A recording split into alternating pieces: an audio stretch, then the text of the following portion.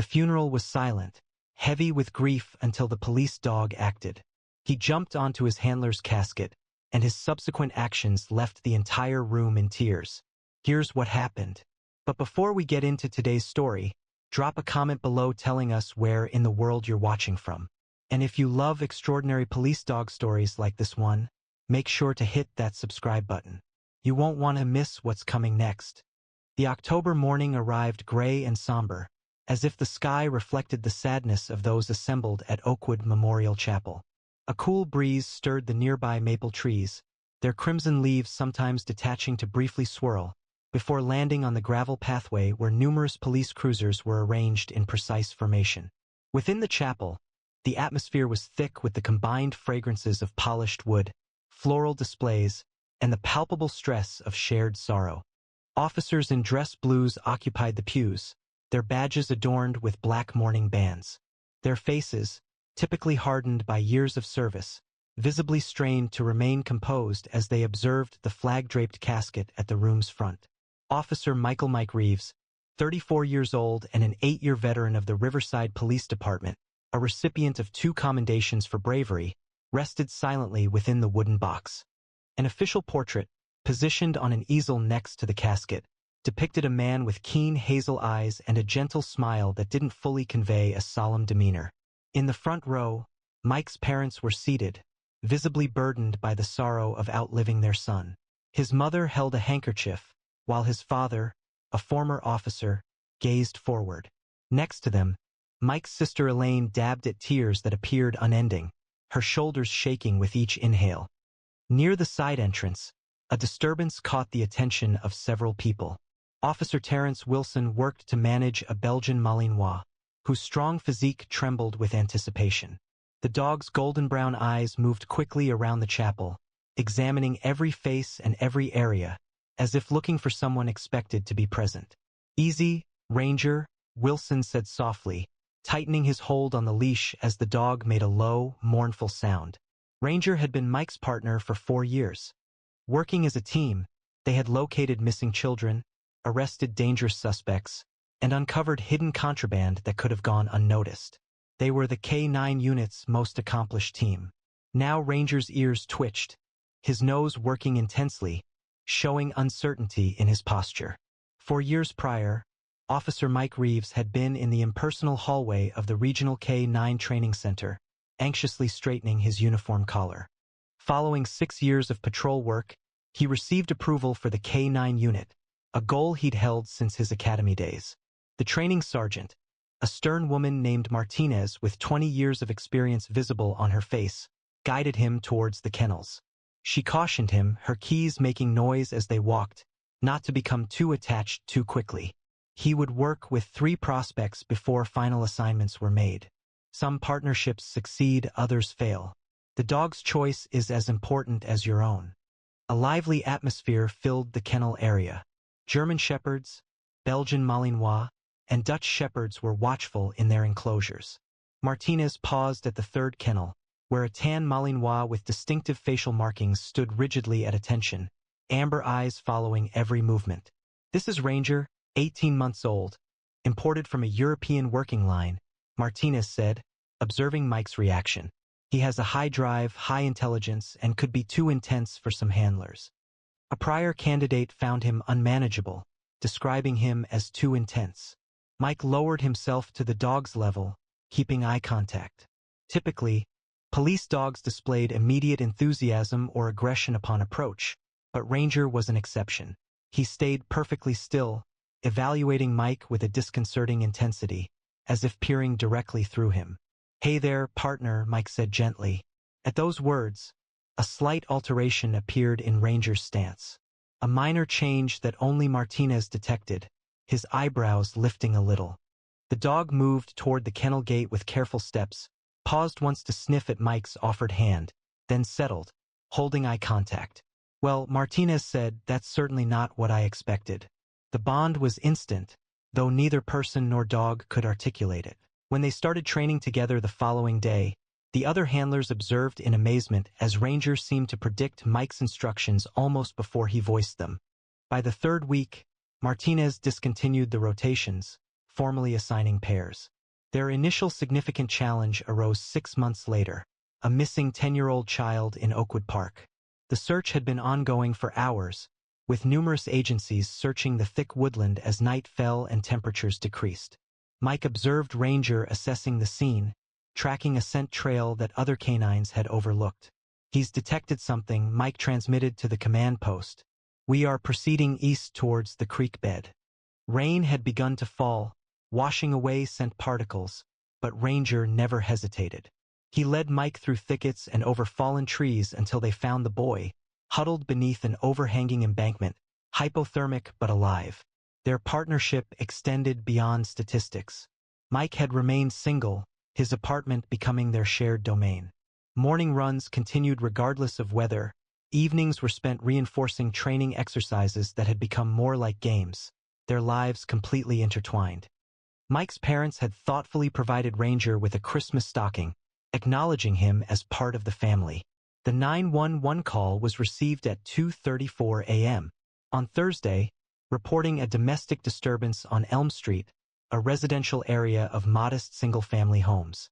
Dispatch records indicated this was the third call originating from that address within the past 2 months, with prior incidents resolved without any arrests. Officer Chun was already en route, requesting additional support as per standard protocol. K9-7 was ready to assist, as Mike had radioed, with Ranger alert in the specialized compartment behind him. Acknowledged K9-7. The report indicated a male subject, possibly armed, with children present in the home. Mike's cruiser arrived approximately half a block from the address, maintaining dark lights to minimize the risk of escalation. Chen's patrol car was already on scene, positioned strategically to provide cover. Mike secured Ranger's tactical harness, and the dog instantly transitioned to working mode. "Report, what is the situation?" "Mike," she said as they neared Chun, who was positioned behind her vehicle door, hand on her holster. The male subject was identified as Jacob Reynolds, age 42. His wife had initiated the call, stating he had been consuming alcohol and had begun threatening her with a handgun when she announced her intention to leave him. 2 children were present inside the residence, aged 8 and 5. The house appeared dark, with only a single light illuminating the living room. Abruptly, the front door swung open, and a woman emerged, holding 2 children, all still in pajamas. "He's got a gun," she gasped, as Chen directed them towards the patrol cars. He stated he wasn't returning to jail. A records check verified Reynolds had previous arrests for assault and unlawful possession of a firearm. The situation had progressed from a domestic disturbance to a potential armed standoff. Reinforcements were on the way, estimated time of arrival 4 minutes. Dispatch updated, SWAT alerted but assembling. "We might not have 4 minutes, Mike responded, observing movement at the window. The subject appeared increasingly agitated. Additional patrol units arrived, officers taking positions around the perimeter. Mike released Ranger's leash, giving him a hand signal to stay close, a command that would keep the dog within 3 feet without restricting his movement. They proceeded to the side of the house, utilizing shadows for cover. "Got a visual," Mike reported quietly into his shoulder. Mike's subject in living room, confirmed armed, handgun in right hand, appears highly agitated. Captain Walsh's voice crackled over the radio. "Hold positions." Ostage négociateur en route. Reynolds, however, disregarded the order. The front door exploded inward. A figure appeared against the light within, weapon raised. "Stay back," he yelled, swinging the gun haphazardly between officers. Reynolds discharged a stray shot that struck Chen's patrol car.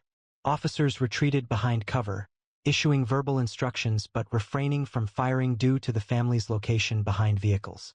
Reynolds moved down the front steps. One now pointed directly at the group, including his wife and children. Mike assessed the situation instantly. Reynolds had an unobstructed view of his family. Officers lacked a secure vantage point, and the man's finger was closing on the trigger. Mike gave Ranger the silent command they'd practiced repeatedly. 2 quick taps on his thigh, indicating an apprehension attack. Ranger surged forward with explosive speed, a tan blur in the darkness. At the same time, Mike moved to flank, positioning himself between Reynolds and his intended targets. Reynolds noticed the dog approaching and redirected his weapon towards the new danger. 2 shots echoed through the night. Ranger connected with Reynolds' arm, the expertly trained bite causing the man to drop his weapon. Both men went down, but Reynolds managed to fire first, with a bullet impacting Mike's chest just beneath his vest. A second shot followed from Mike's service weapon as he fell, hitting Reynolds in the shoulder, disabling him but not fatally. "Officer down! Officer down!" Chen's voice broke over the radio as she hurried to Mike, who had fallen onto the asphalt. Ranger kept his hold on Reynolds until another officer secured the suspect, then immediately moved away from the scene, a course of action he would not typically take, and rushed to Mike's side. The dog whined, pawing at his partner's chest where blood was quickly spreading across his uniform. "Stay with me, Reeves," Chen urged, applying pressure to the wound. "Bus is 2 minutes out."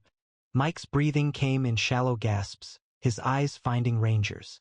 He whispered, "Good boy," lifting a shaking hand to touch the dog's head. "Best partner ever." Ranger lay down beside him, pressing his body against Mike's side as paramedics arrived. They worked frantically, loading Mike into the ambulance, but the bullet had struck at an angle that sent it beneath the protective vest, severing a major artery. Officer Michael Reeves was pronounced dead at Riverside Memorial Hospital at 3:28 a.m. While emergency personnel desperately attempted resuscitation, Ranger stayed in the emergency room hallway, with Officer Wilson holding his leash. The dog's eyes remained fixed on the trauma bay doors. When the doctor finally came out, shaking his head, Ranger appeared to comprehend before any words were spoken. His body drooped, the confident stance faltering as a howl began, a sound so intense, so resembling human sorrow, that seasoned emergency staff averted their gaze. Inside the chapel, the funeral service had commenced. Chief Roberts moved to the podium, his usual strong demeanor tempered by sorrow. Officer Michael Reeves represented the epitome of what it means to serve in the badge. He began to speak, his resonant voice firm despite the emotion evident in his eyes. During his 8 years of service, he demonstrated consistent courage, compassion, and dedication to this community. Nearby, Ranger's restlessness grew. Wilson held the leash securely, yet the dog's attention remained fixed, focused on the casket where his partner rested. The chief noted that Mike's devotion to his canine partner, Ranger, had forged one of the most successful teams in our department. Together they were credited with over 200 successful operations, saving countless lives and enhancing the safety of our community. Mike's mother wept softly, comforted by her husband's embrace. His sister Elaine remained stiffly beside them, sometimes touching the canine unit pin Mike had given her last Christmas. Captain Walsh then stepped to the podium, recounting a memory of Mike's first day on patrol. He arrived 30 minutes early, his uniform so impeccably pressed it appeared it could have cut paper, Walsh remembered, prompting a few sorrowful smiles. When I inquired about his promptness, he stated, "My dad always told me if you're on time, you're already late." Mike consistently exceeded expectations. As personal recollections transitioned into the official ceremony, Ranger displayed increasing signs of distress. The dog breathed rapidly, adjusting his posture, and kept his gaze fixed on the casket. Wilson worked to manage the situation, understanding the importance of the moment, yet obligated to ensure order throughout the service. The department chaplain commenced the religious segment of the service, his words of comfort seeming inadequate given the sight of a flag-draped casket and a room filled with grief. Though Officer Reeves walks through the valley of the shadow of death, he fears no evil, the chaplain stated.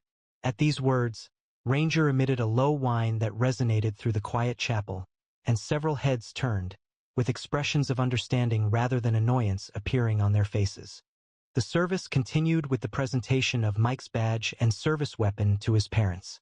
The department's bagpipe player moved to the front, the poignant melody of Amazing Grace echoing through the chapel. As the bagpipes ceased, a quiet stillness settled over the chapel. The funeral director walked to the podium, ready to provide directions for the procession to the cemetery. Prior to speaking, Ranger's demeanor changed significantly. The Belgian Malinois froze, his body trembling as if electrified. His eyes fixed on the casket widened. His breathing quickened, nostrils flaring as he perceived something only he could detect. Every muscle in his powerful frame tensed, coiling like a spring. "Something's wrong," Wilson whispered to Martinez, tightening his grip on the leash. "He's never acted like this before." Martinez recognized the signs. "That's not aggression," she whispered back. "That's recognition." At that moment, Ranger initiated his action with a swift advance that surprised Wilson. The dog broke free of the leash held by his handler. Multiple officers reacted to try and stop him, but Ranger was too quick. His actions were deliberate and purposeful as he sped down the central aisle. A collective intake of breath spread through the chapel as the Belgian Malinois moved toward the front, his paws making no sound on the carpeted floor. Mike's mother emitted a quiet cry, his father partially rising from his seat. Chief Roberts prepared to proceed, yet Ranger's behavior created a moment of hesitation for all present. It wasn't a display of hostility or fear, it was a sign of clear intention. Ranger approached the casket and halted, inhaling deeply around its sides.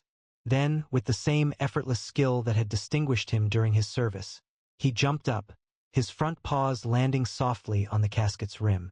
For a brief instant, he maintained his balance there, his amber eyes assessing the gathered mourners as if awaiting consent. There was no movement and no sound. A hush fell over the entire room. Ranger, with deliberate motions, pulled himself completely onto the casket, his nails producing the faintest clicking sound on the polished wood. The American flag covering the casket moved a little under his weight. The dog turned once, then positioned himself on top of the casket, directly above where Mike's chest would be. "Oh my God," Elaine whispered, tears flowing down her face. Ranger lowered his head, pressing his nose against the wood. He took a deep breath, then released it in a trembling exhale that appeared to hold all the grief imaginable. His ears pressed against his head as he whined, a sound so sorrowful it seemed to permeate the very walls. "Should I?" Wilson began, taking a tentative step forward. Captain Walsh raised a hand, halting him. "No," he said softly, "let him be." The dog's behavior shifted from active to observant.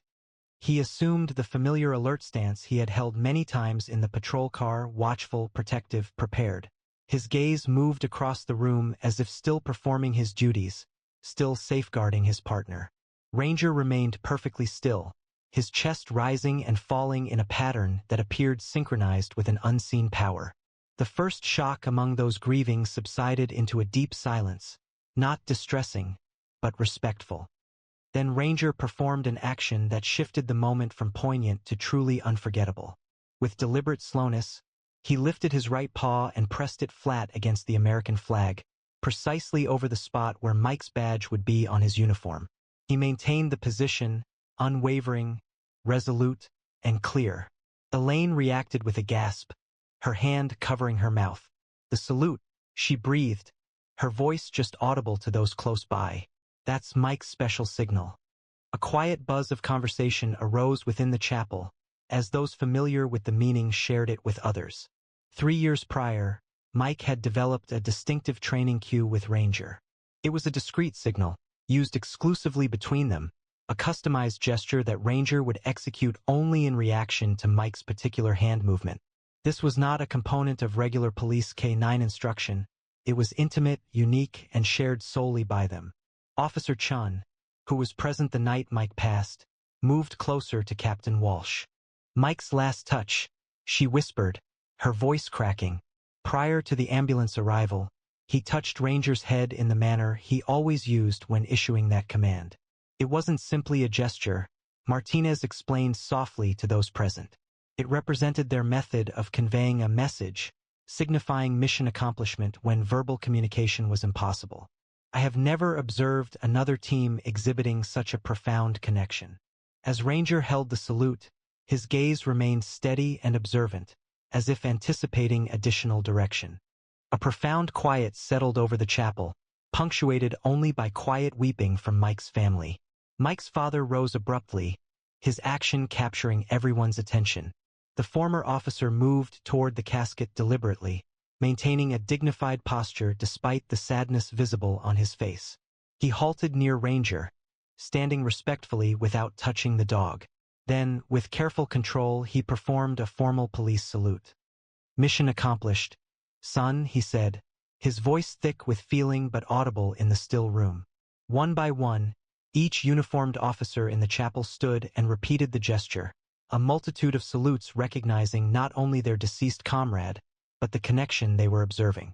Even civilian mourners rose, palms on their chests, accepting something beyond common comprehension. Ranger maintained his posture for a few more seconds, then gradually lowered his paw. He adjusted his position near the casket, turning to look at Mike's father. The dog's ears rose, his keen eyes observing the man's face. "He was so proud to be your partner," Mike's father said to Ranger, his voice a quiet murmur. "Every day he told us how fortunate he was to have you." The chaplain, who had been observing with evident feeling, moved forward once more. "In 20 years of service to the department," he said, speaking to those present, "I have conducted far too many ceremonies like this one.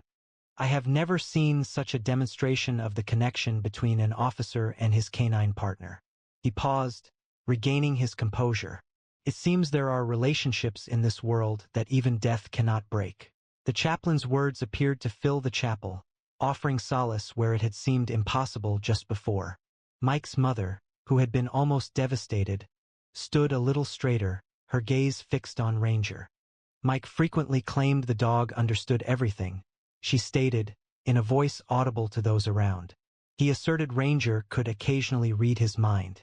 She wiped her eyes with a handkerchief. "I believed he was overstating things." Chief Roberts approached the podium once more, his own demeanor noticeably strained. "I believe we should modify our proceedings," he remarked, glancing at the funeral director. "It seems Ranger will be with his partner for the rest of the service." Throughout the service, Ranger stayed on the casket, a quiet protector watching over his companion. The funeral director, showing impressive flexibility, modified the arrangements to accommodate the dog. The customary pallbearers were in place, though questions remained regarding the concluding procession. "We need to proceed to the cemetery shortly," the director said to Captain Walsh. Walsh responded with a nod, then moved towards the casket with deliberate steps. Ranger spoke softly, mirroring the tone he had often heard Mike use. "We need to take Mike now." The dog's ears twitched at the familiar name, his amber eyes following Walsh's movements. He remained still, shifting his weight and settling more firmly atop the American flag. Mike's sister, Elaine, rose from her seat, dabbing her eyes with a crumpled tissue. She walked towards the casket, her steps unsteady but resolute. She had observed the strong connection between her brother and his canine partner from the very beginning. She recalled numerous family dinners where Ranger sat at Mike's feet, and holidays where the dog received gifts alongside everyone else. "Ranger," she said softly, extending her hand palm up, mirroring the gesture she had seen Mike use many times. "It's okay, boy." The Belgian Malinois' attention turned to her, his nostrils flaring slightly as he analyzed her scent. The scent was close enough to Mike's to be recognized as belonging to his family. His ears moved forward, his head tilting as if assessing the situation. "Mike would be so proud of you," she said, her voice cracking. "You were the best partner he could have wished for, the best friend." Something in her words, or perhaps her tone, appeared to connect with the dog. Ranger looked from Elaine to the casket below him, then back to her. A quiet whine came from his throat. It wasn't a sound of distress now, but of inquiry. "I know," she murmured. "I miss him too." With extreme gentleness, she placed her hand on the dog's back. Ranger tensed briefly, then relaxed into the touch. Elaine stroked his fur, mirroring the way she'd seen her brother do after their shifts together. "We need to take Mike to his resting place now," she explained, speaking as if the dog understood every word. "Perhaps he did. Will you help us do that?" The chapel remained utterly silent, with everyone holding their breath as they observed this private moment. Ranger regarded Elaine for a considerable time, then rose slowly and deliberately. His movements were measured and respectful, ensuring his stability on the casket's curved top. For a brief moment he stood rigidly, resembling a dog in peak condition. Then, with a grace that moved many to tears, he descended from the casket, stepping gently onto the carpeted floor near Elaine. Wilson moved forward with the leash, but Elaine halted him with a raised hand. "Let him walk with us," she said, "with no restrictions." Mike would have wanted it. Chief Roberts gave his consent, and Wilson moved aside. The pallbearers arranged themselves, raising the casket with coordinated precision. As the solemn procession began its descent down the central aisle, Ranger stepped alongside the casket, positioned at heel, precisely where he would have walked beside Mike during patrols. Outside, the autumn air held the fragrance of rain in the distance. The hearse door closed with a quiet finality, sealing the last chapter. Ranger watched, a flicker of confusion returning to his stance. Wilson approached, anticipating the dog might need reassurance, but before he could offer the leash, Ranger acted. The Belgian Malinois walked purposefully to the police motorcycle that would lead the procession, Mike's motorcycle, now solemnly draped in ceremonial black bunting. Ranger settled beside it, adopting the familiar posture he'd used countless times when Mike was getting ready for their shift. Captain Walsh looked at the motorcycle officer who would be leading the procession. "Can you accommodate him?" The officer, who had previously worked with Mike and Ranger for years, responded immediately. "It would be an honor, sir." With care, the officer assisted Ranger into the specially adapted sidecar, designed for K-9 transport during parades and ceremonial events. The dog relaxed, his demeanor alert yet composed, as if accepting the situation. Upon arrival at the cemetery, the concluding ceremonies proceeded with military formality. The honor guard conveyed the casket to the gravesite, with Ranger following closely, still unrestrained but maintaining impeccable control. The chaplain offered concluding words of solace as the casket was placed. As the formal folding of the flag commenced, Ranger observed with unwavering attention, following each action.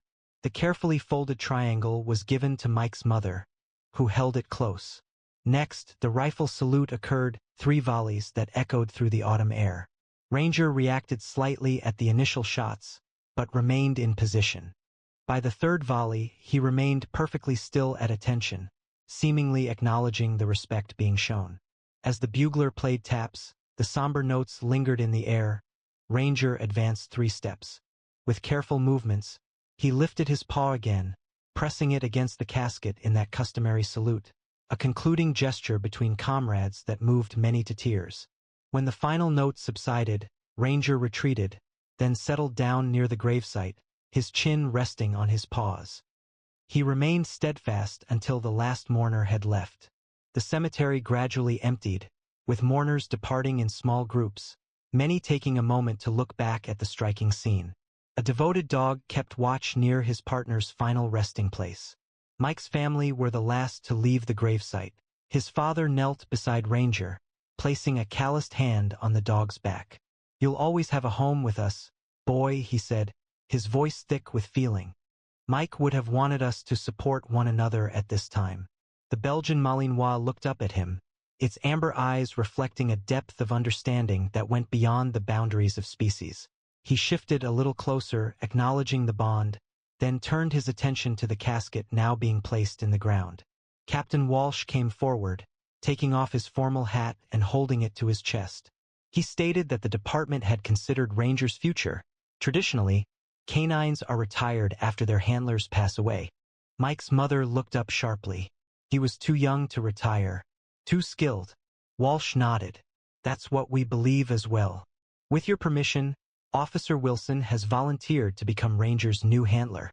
They already share a connection, and Wilson initially trained with Mike." Elaine wiped away fresh tears. Mike would agree. He often said Wilson was the only other officer Ranger seemed to truly listen to. As if in agreement with her words, Ranger stood, shaking his coat slightly. He glanced between the family members and Walsh, then purposefully moved to stand beside Wilson, who had come closer quietly. "I'll never replace Mike," Wilson said, his voice faltering. "I wouldn't attempt to, but I pledge to you and Ranger that I will respect their partnership in our work together." Ranger looked once more at the gravesite, his stance conveying a sense of finality, an acceptance that had not been visible previously. With deliberate movements, he turned and walked beside Wilson toward the waiting police vehicles. He did not look back. As any good officer would, He was moving forward, carrying the legacy of his fallen partner with him into whatever missions awaited. The bond between a canine officer and their handler exemplifies one of the most sincere partnerships in law enforcement, founded on absolute trust, steadfast loyalty, and a connection that transcends verbal communication. The final tribute given by Ranger serves as a poignant reminder that profound feelings are often conveyed through actions rather than words. Have you ever observed a moment where an animal appeared to comprehend death or loss in a manner that seemed inexplicable? What fosters such strong connections between humans and their canine partners that they can surpass even the final parting? If this story touched your heart, please take a moment to like and share it with someone who appreciates the extraordinary bond between handlers and their canine partners. These incredible dogs risk their lives alongside human officers every day, demonstrating courage and loyalty that deserve our recognition and respect. Subscribe to our channel and turn on notifications so you never miss another powerful story about police canine heroes.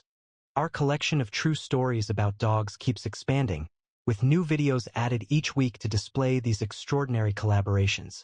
Please view the suggested videos currently displayed for additional moving narratives that emphasize the steadfast commitment of police dogs nationwide. We will also see you again tomorrow at the same time with another fresh video. A military dog halted at the entrance to the helicopter, declining to board even with direct orders and the presence of nearby enemy forces. His handler was confronted with a difficult decision: leave his faithful companion or disregard instructions and jeopardize the safety of everyone. However, when they eventually determined what the dog had sensed within the aircraft, it sent a wave of apprehension through the group. If they had departed according to schedule, none of them would have survived. Curious to learn the reason? Please subscribe and leave a comment indicating your location. Now let's begin. The night air hung thick with tension as Staff Sergeant Mike Connors pressed his back against the stone wall of the compound, night vision goggles revealing the green-hued landscape of the remote village. Beside him, Sergeant Taylor checked his weapon, a nervous habit that had become familiar during their months of deployments together. "Tell me again why we're doing this discreetly?" Taylor murmured, observing the shadows. "Because officially we shouldn't be 10 kilometers within this area," Mike responded. He was focused on both their discussion and the compound's interior, where they'd been documenting weapons caches for the past hour. Headquarters requires plausible deniability should complications arise. Rex, Mike's Belgian Malinois partner, was positioned between them, remaining watchful even after having traversed 12 miles of challenging ground from their insertion point. The dog's ears reacted to every noise, his strong frame holding restrained power. "Time to move," Mike stated, glancing at his watch. "We've obtained what we were looking for." They quietly advanced through the darkness towards the eastern wall, employing their well-rehearsed stealth. Their extraction helicopter would not be ready for another 2 hours, at a landing zone 5 miles from their position. That's when everything went wrong. The spotlight caught them halfway across the open space, followed by shouted commands in a language neither of them spoke. Rex's low growl served as the only warning before gunfire erupted from the guard tower. "Go!" Mike shouted, returning fire as Taylor sprinted for cover. The following moments descended into chaos, muzzle flashes briefly lighting the darkness, the distinct sound of AK-47 fire, and the heavy sound of boots as guards reacted to the alarm. They moved towards the perimeter, Rex staying near Mike's side, sometimes quickly moving forward to create space between the pursuers and the retreating Americans. Taylor was injured just as they reached the outer wall, a bullet passing through his right thigh. "I'm hit," he gasped, falling against the ground, blood already soaking through his tactical pants. Mike pulled him behind rocks as more bullets flew overhead. Their location was exposed, their initial exfil plan ruined, and the closest Allied forces were over 30 miles away. "Command, this is Bravo 6, Mike spoke into his comms. "Mission compromised, 1 wounded and under fire. Request immediate extraction at secondary LZ." The crackling response confirmed his concerns. "Negative, Bravo 6. The closest available unit is 40 minutes away. Can you avoid detection and move to the rally point?" Mike observed Taylor's pale expression, then glanced at Rex, who remained vigilant at the edge of the area, attentive and alert, perceiving a threat the humans did not. Roger that, Mike responded. Heading to the rally point. We require medical assistance. He addressed Rex, giving the quiet instruction that would decide their survival. Locate an escape route, boy. Rex proceeded purposefully, guiding them away from the compound, through a ravine not shown on their tactical maps. The dogs stopped intermittently, ears swiveling to pick up sounds beyond human perception, before selecting routes that kept them hidden from the search parties scouring the hills. Your dog is remarkable, Taylor said, struggling through gritted teeth, as Mike partially carried him across a rocky streambed. The improvised tourniquet had lessened the bleeding, but Taylor's complexion grew paler with each minute. How could he know where to go? Rex was chosen for missions such as this, Mike explained, thankful for the dialogue that helped keep Taylor conscious. Belgian Malinois possess remarkable situational awareness. He is analyzing terrain, registering sensory input, listening for dangers, processing all of it faster than any technology we have. They stopped as Mike examined Taylor's wound. The projectile had exited cleanly, yet the hemorrhage was substantial. Taylor would be unable to traverse any significant distance without support. Command, this is Bravo 6, Mike transmitted via comms. Hostile forces remained in pursuit. Sergeant Taylor's state was worsening. Request for extraction prioritization was initiated.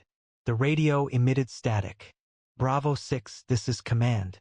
A friendly helicopter was rerouted to your location. Estimated time of arrival, 25 minutes at coordinates Delta 3.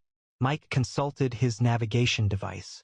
Delta 3 remained 3 kilometers distant, a manageable distance ordinarily, but with Taylor's injury and enemy patrols active in the vicinity, reaching it would be precarious.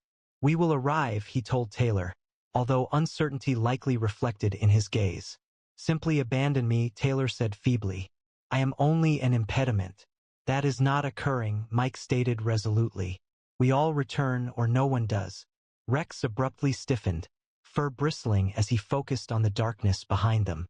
Mike swiftly extinguished their tactical light, drawing Taylor further into the darkness. Moments later, a search group passed within 30 meters of where they were, the enemy soldiers illuminating the area with flashlights. Continuing onward, the sound of rotor blades reached them distantly. Rex increased his speed, indicating they were approaching their target. The dog led them through a final stretch of dense brush before the terrain opened, revealing a small clearing nestled between hills, their designated landing zone. We made it, Mike said, assisting Taylor, whose body was becoming increasingly weak. Just a little further. The clearing was scarcely large enough to accommodate a helicopter. Mike helped Taylor to lie down behind some boulders, examining his wound again. The bleeding had lessened, but Taylor's skin felt cold and clammy, and his eyes were having difficulty focusing. Stay with me, man, Mike encouraged. The helicopter is nearly here. Rex moved to the edge of their cover, his posture tense as he surveyed the surroundings. In the distance, the characteristic sound of helicopter rotors became increasingly noticeable. Command, this is Bravo 6 at extraction point, Mike reported. Be advised, enemy forces remain in the area. Approach with caution. Roger, Bravo 6. Black Hawk is 2 minutes out. Pop smoke when you have visual. The helicopter emerged as a dark shape against the night sky. The lights dimmed as they initiated a tactical maneuver. Mike deployed a smoke canister, and the Black Hawk descended swiftly, dust kicked up by the rotor blades. The side door opened, and Captain Riley, the pilot, made an urgent hand gesture for them to enter. Move it, Riley yelled above the engine's roar. I'm detecting multiple heat signatures approaching from the south. Mike helped Taylor to his feet, partially pulling him towards the helicopter. Rex moved in front of them, his ears perked and attentive to any danger. Riley called out, her expression tense, "Get in now. We've got company coming." 20 yards from the helicopter, Taylor's legs gave out.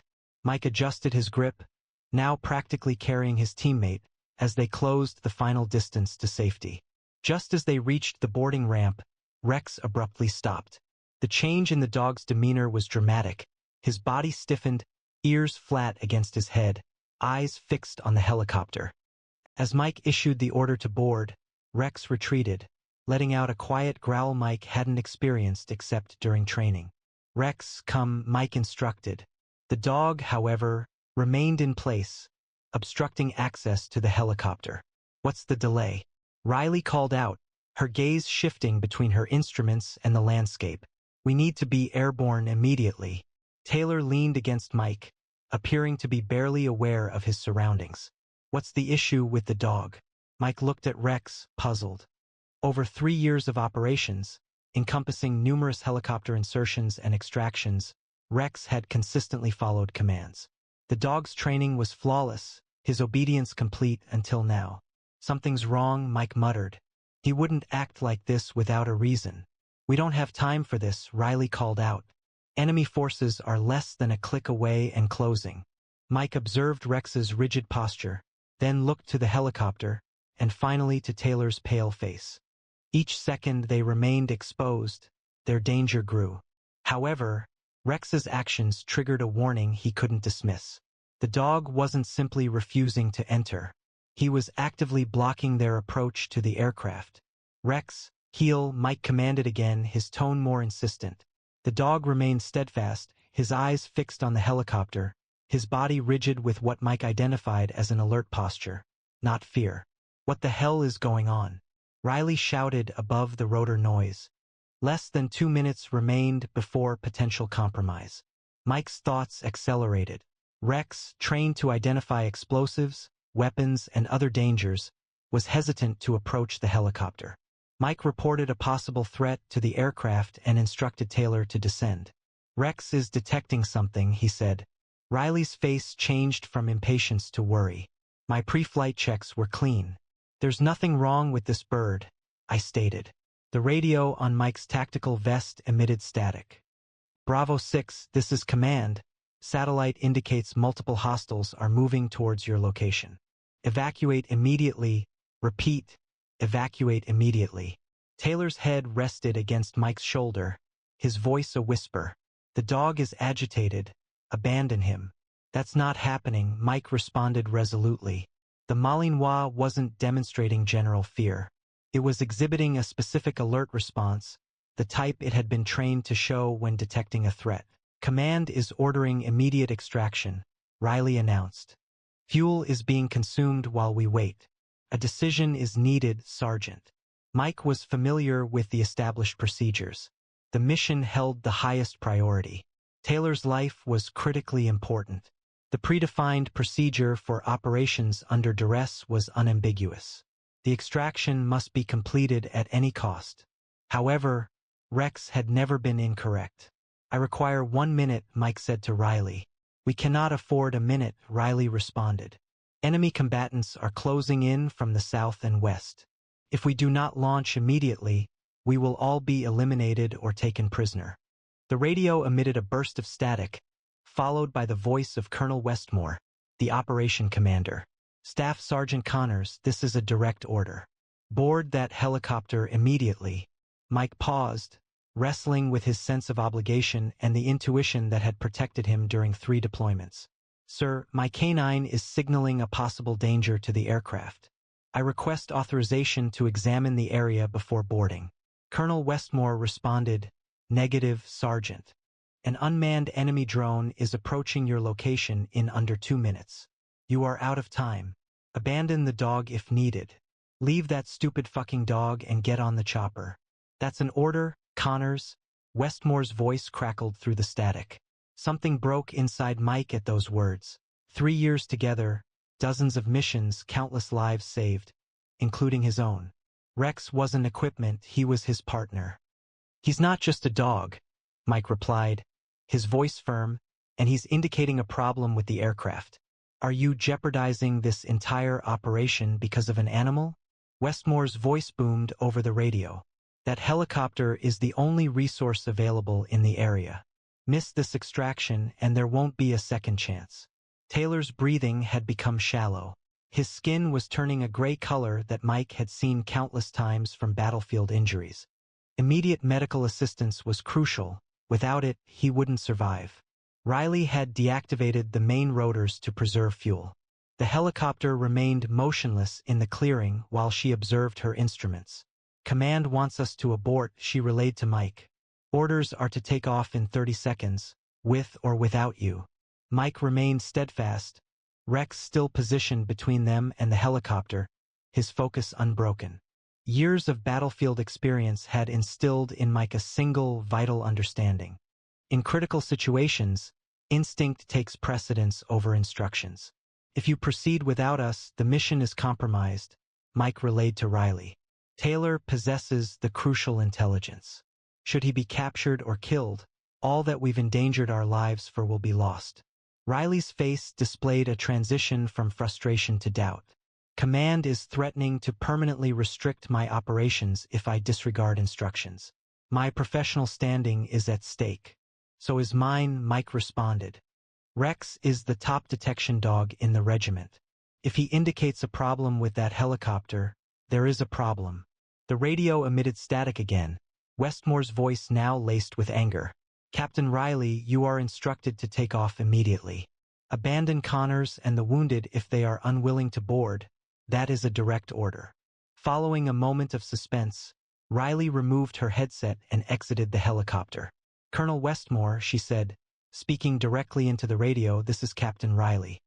I will look into the K-9's alert and will report back. Without waiting for a reply, she turned off the radio, cutting off Westmore's objection. You've just signed your own discharge papers, Mike said softly. Riley shrugged, perhaps, but I've observed these dogs operate previously. If yours is this certain, it would be unwise not to verify.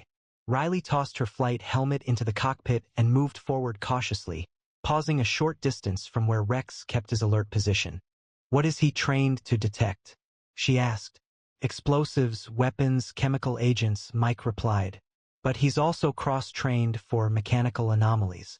Dogs can detect subtle changes in machinery that instruments miss. Riley's professional skepticism conflicted with her pilot's instinct for caution. I performed a complete pre-flight check before takeoff. All systems were nominal. Mike nodded toward Rex. He disagrees. A moan from Taylor brought their attention back to her. The wounded soldier's condition was worsening rapidly, his face now ashen. We need to get him treatment sooner, he won't make it, Mike stated urgently. Riley looked back at the helicopter, then surveyed the surrounding terrain where enemy forces were approaching. I'm giving this 5 minutes, she decided. If we don't find anything by then, we fly. Dog or no dog. Deal, Mike agreed quickly. Rex, find it. The command freed the Malinois from his blocking position. Rather than entering the helicopter, Rex commenced a careful sweep around the aircraft, his nose working with focus as he detected something undetectable to the humans. Rex's concentration grew stronger on the port side close to the engine housing. His posture altered slightly, ears pointing forward, tail rigid, movements more precise. He's nearing something, he communicated to Riley. This is the way he acts when he's pinpointing a target. Riley observed with increasing worry as Rex stopped under the main rotor assembly, his nose directed upward towards the engine housing. The dog glanced back at Mike, then looked again at the engine, his stance now stiff with alertness. He's found something, Mike confirmed. It's inside the engine compartment. Riley paused briefly before deciding. I need to check it, she stated, climbing onto the helicopter skid to reach the maintenance panel. Should a mechanical problem be significant enough for your dog to identify, I require notification prior to takeoff. As she reached for the access panel, a distant crack resonated across the clearing, a rifle shot from the advancing enemy forces. They've located us, Mike warned, drawing his sidearm. We're out of time. Riley's expression became resolute as she operated the latches on the access panel. Then let's hope your dog is correct and we can repair whatever he's found in the next 3 minutes. The maintenance panel creaked open, exposing the intricate network of fuel lines and hydraulic controls. Riley directed her tactical flashlight into the space, carefully examining the parts. Report, Riley, Mike called out to her. What's your assessment? Riley's features shifted as her light caught something at the back of the compartment. I'm seeing a hairline fracture in the main fuel feed line, she stated, her voice strained. Fuel was leaking onto the hot section housing. How bad, Mike asked. Riley moved to get a better view with her light. The crack was severe enough that flight vibrations would have widened it within minutes once cruising altitude was reached. She didn't complete the sentence, but her concerned expression conveyed the gravity of the situation. Catastrophic failure, Mike asked directly. Riley confirmed. Mid-air fuel line rupture feeding directly onto superheated engine components. Best case, emergency landing in hostile territory. The most severe possibility is fire and explosion, Mike determined. This appears to be damage caused by temperature changes, she stated. The sandstorms allow fine particles to spread everywhere, particularly affecting engine parts. A gunshot sounded nearer now, followed by shouts echoing in the distance. Can you repair it? Mike asked urgently. Riley hesitated, biting her lip. Perhaps. I possess a field repair kit, but it's intended for hydraulic lines, not fuel feeds. It might last long enough to get us back to base, but I can't guarantee it. The dog's ears suddenly perked up, his focus directed towards the ridge line where shadows moved against the night sky. They're getting closer, Mike warned. Whatever you're going to do it quickly. Riley went to the cockpit, returning with a compact repair kit. I need 5 minutes, she said, climbing back up to the engine compartment. Maybe less if your dog's observation saves us from having to troubleshoot. Mike gently scratched Rex behind the ears. Good boy, he murmured, the best boy. Riley worked with practiced efficiency, her fingers moving deftly despite the awkward angle and poor lighting. The specialized epoxy compound she applied needed to create a temporary seal strong enough to withstand the pressure of flight. This repair won't pass any inspection, she muttered, wrapping a reinforcing mesh around the crack. But it might get us home. Mike stood at the perimeter, rifle ready as he surveyed the advancing hillside. The enemy fighters were moving steadily closer, utilizing the terrain for cover. How much longer? He inquired of Riley. Almost there, she responded, not looking up from her task. The compound needs another 60 seconds to set properly before I can pressurize the system. Rex abruptly froze, his focus fixed on the eastern approach to the clearing. A low growl resonated in his chest. Mike quickly noticed the alteration in behavior. They're closer than we thought, he murmured to Riley. Rex has them. The dog's ears were pressed against his head, his body tense. Mike lifted his rifle, peering through the tactical scope to survey the area Rex was fixated on. There, a brief movement against the rocks. 2 individuals, potentially 3, were moving in a flanking maneuver as the primary force advanced from the west. Riley, Mike called quietly, his voice filled with urgency. Enemy contacts are approaching from behind, less than 100 meters and closing rapidly. We must depart immediately. Riley completed the last application of sealant, her actions swift but accurate. She stated, 30 more seconds are needed for the minimum curing time, as she already began closing the access panel. A shorter time would risk the patch failing during takeoff. Rex, Mike instructed quietly, protect Taylor. The Malinois instantly moved to position himself guardedly next to the unconscious soldier. Mike established a defensive posture, rifle firmly against his shoulder. The initial muzzle flash appeared on the eastern ridge. A rifle shot followed, accompanied by the sound of a bullet passing above. Mike fired in measured bursts, prioritizing suppression over attempts to hit targets obscured by distance. Under fire, he called out as additional shots echoed from several locations. 10 seconds, Riley responded, noting the helicopter's rotors initiating their startup sequence. Rex emitted a sharp bark, signaling movement from another direction. Mike turned, observing 3 more fighters advancing from the southern edge of the clearing. He discharged another burst, causing them to retreat for cover. We need to load Taylor now, Riley called over the intensifying rotor noise. The patch will either hold or it won't, but we're running out of time. Mike secured his rifle and hurried to Taylor's side, lifting the injured soldier in a fireman's carry. The volume of enemy fire increased as he advanced towards the helicopter, bullets impacting the earth close by and ricocheting from the aircraft's armored underside. The key uncertainty lingered. Would Rex now enter the helicopter of his own accord, given the mechanical problem was resolved? Mike paused at the boarding ramp, glancing toward his canine partner. Rex, come a bordo. The instant lingered as Rex stood at the ramp's edge. His focus remained on the engine compartment, the location of the repair.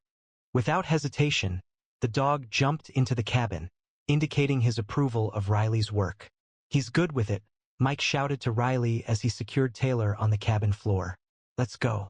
The helicopter lifted shakily, its engine straining as Riley performed an emergency takeoff procedure. Mike took position at the open door, rifle ready as enemy fire continued to strike the aircraft's underside. A violent shudder ran through the aircraft as something struck the tail section. Alert signals illuminated Riley's instrument panel, yet she kept the aircraft steady, sharply turning eastward to create space from the attacking fighters. She relayed that the tail rotor had sustained damage, her hands swiftly adjusting the controls, managing to keep the helicopter operational, albeit precariously. A rapid detonation occurred on the hillside, an RPG having narrowly missed them. The blast's impact jolted the helicopter, causing a brief spin that Riley struggled to correct. "They possess substantial weaponry, we skate," Mike exclaimed, observing yet another combatant identified by the recognizable barrel of a rocket launcher.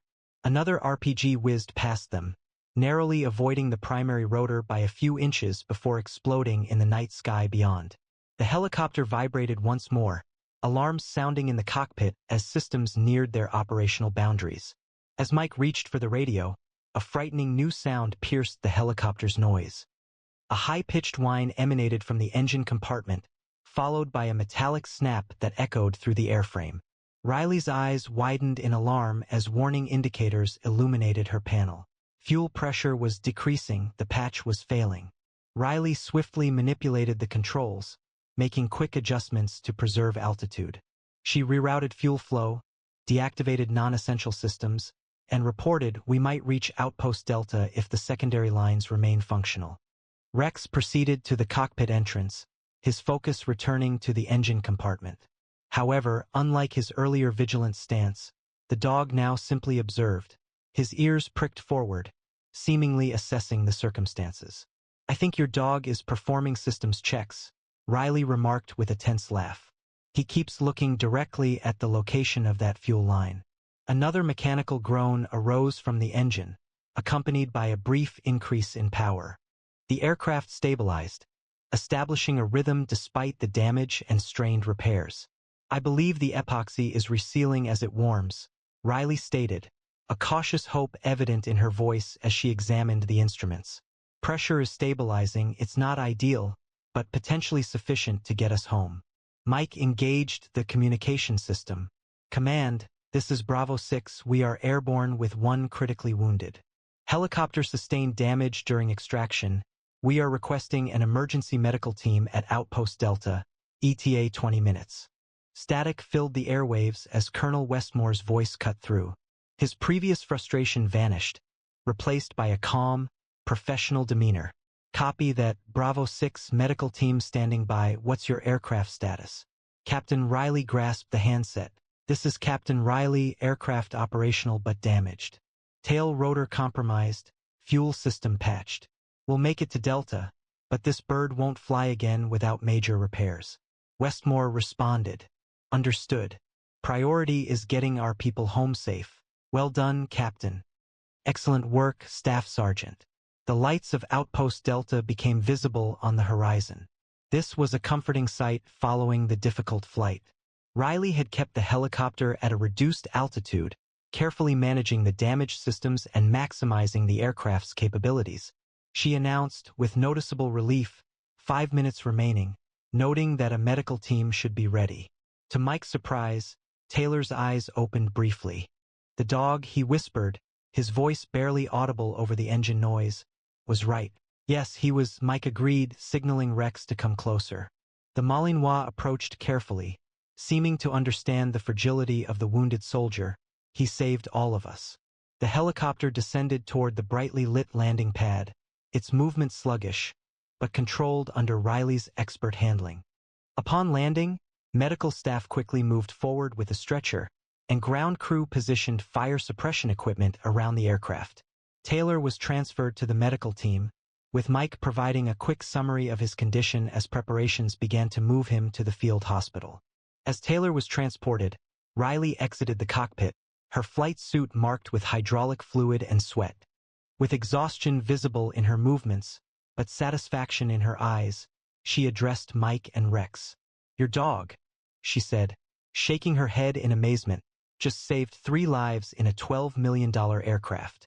If that fuel line had ruptured at altitude, she trailed off, leaving the implications clear to both of them. Colonel Westmore then approached from the command center, his expression unreadable as he stopped before them. A brief, tense silence fell as Mike prepared for the expected rebuke. Unexpectedly, Westmore offered his hand. "That was some of the finest judgment I've seen in 20 years of command, Sergeant Connors," he said, astonishing both Mike and Riley. Prioritizing his canine partner over direct orders demonstrated courage. He then knelt before Rex, who displayed impeccable military bearing, even after the challenges of the extended mission.